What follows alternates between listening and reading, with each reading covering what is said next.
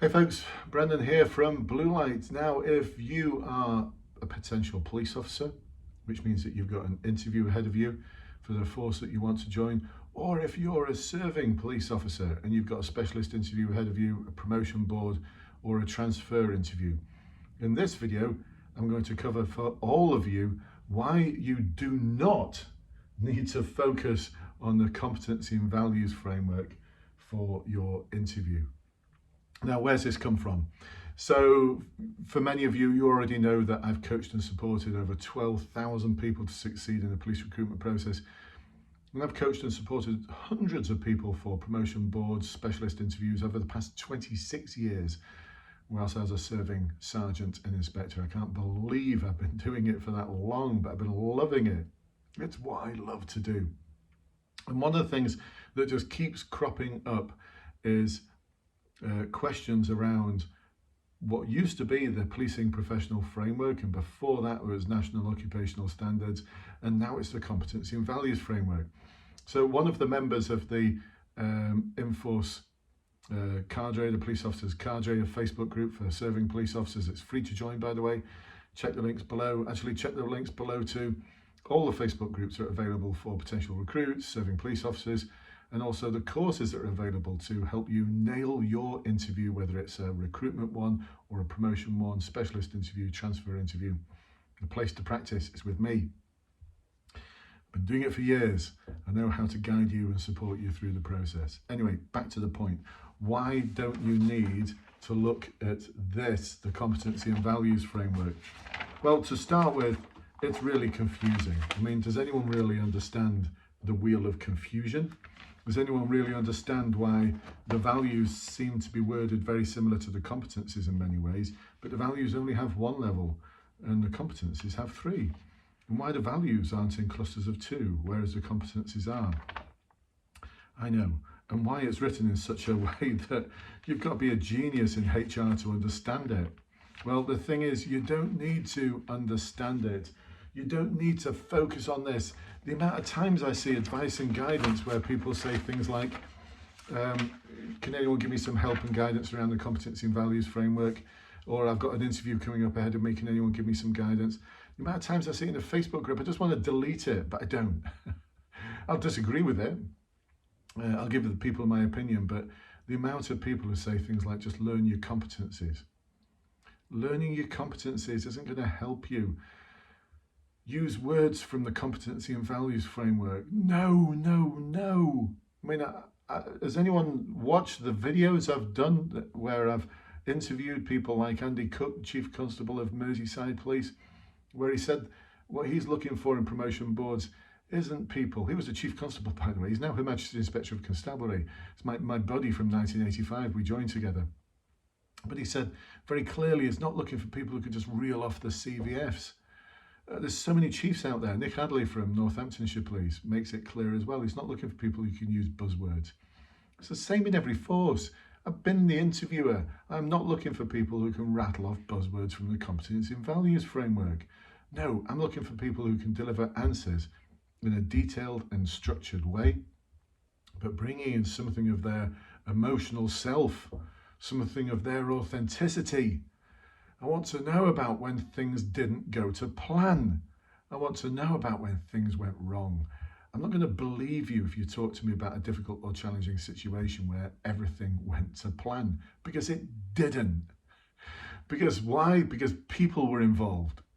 And if it did all go to plan, that means that the scenario wasn't challenging enough, or you're lying to me. Which one of the two is it? So be authentic, be emotional, but in a structured and detailed way. So why should you not focus specifically on the competencies and values framework? Well, I'm going to give you an example here. So it's an example from Innovative and Open-Minded, one of the competencies. And it talks it describes the behaviours there about an openness to changing ideas, perceptions and ways of working, sharing suggestions with colleagues, reflecting on your own way of working, adapting to change and being flexible, learning from your experiences. Now you might be thinking, All right, so those sort of things are only going to be mentioned in We're Innovative and Open-Minded. Actually, I think Innovative and Open-Minded isn't the right title for that competency. It should be we are able to learn from our experience and adapt. Does that not make more sense? It reflects the behaviours more to me, but anyway, I didn't write this stuff. So if we look at I learn from my experiences, we'd think, well, that doesn't crop up anywhere else. Or does it? Because it does actually. In transparency, the value of transparency, it talks about I recognise the value of feedback. Oh, hang on a minute. Isn't that the same sort of thing about learning from experiences? Because don't you get feedback when you learn from your experiences? And then when you look at integrity, I am open to challenge about my actions and words. I'm open to challenge about my actions and words. Isn't that feedback? Isn't that learning from experiences? You see how the crossover? You're going to find this all the way through the competency and values framework. So this is why it's really important not to have an answer which is, this is my innovative and open-minded answer, because it could be that you're being asked questions about transparency or integrity, or actually the interviewer doesn't really know. They're just questions, and the marking guide actually reflects multiple competencies or values. Have you thought about that?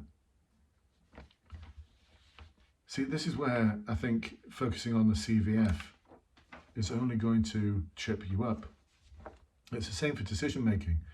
Decision making is mentioned in the value of transparency. Decision making is mentioned in the value of impartiality. Decision making is mentioned in the competency of analyze critically. So if you're asked a question which is, please can you tell me about a time when you've had to make a difficult decision, where you've had to analyse multiple sources of information in order to make that decision, and you've had to account for others in respect of it. What competency or value is that from? The thing is, don't worry about that. Answer the question. Just answer the question in a detailed and structured way, with authenticity and with some kind of emotional connect with the occasion, because it was difficult, it was challenging. Talk about why it was difficult and challenging. Deliver the structured approach which I advocate, the SALCU process. And by the way, I've just had some awesome feedback from several clients over the past 2 weeks who've gone from promotion boards, specialist interviews. They've all nailed them, and they've actually had feedback. Several of them had feedback about the last part of SALCU. So what that stands for, there's sub-layers to each one of these: situation, aim, actions, result, learning, knowledge and understanding. This is where we talk about how we would put this particular value or behaviour into practice in the future. But it's the learning part that's really come across well, where people have demonstrated humility and they've been humble, and it's really worked well. It's really connected with the interviewers. So there you go, folks. Don't focus on the CVF. It's to your detriment. Start using phrases from the CVF. Come on, please. I mean, those of you who are going for sergeant and inspector, you're going to be assessed by maybe chief inspectors, superintendents. For inspector, for sergeant, maybe by an inspector.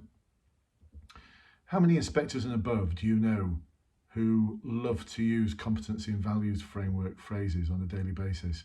How many of you know superintendents who actually understand the competency and values framework and live by it on a day-to-day basis? Not many of you. My guess is they're just like you. They brush this off the shelf when it's time to get promoted or time to do their PDR. Apart from that, it sits there gathering dust. It does, honestly, it really does. So there you go, folks. I hope you found that interesting, whether you're a serving police officer or you're going for the role of police officer. I hope this has been helpful for you. Please do check the links below. Subscribe to the channel. I think you meant to say that, aren't you? Everyone always says that. Subscribe to the channel, or don't. It's up to you. You can if you want, or don't. Anyway, if you've got any comments, any questions, please do put them in the blurb below. I'll get back to you. And otherwise, keep practicing, folks. Keep being true to yourself.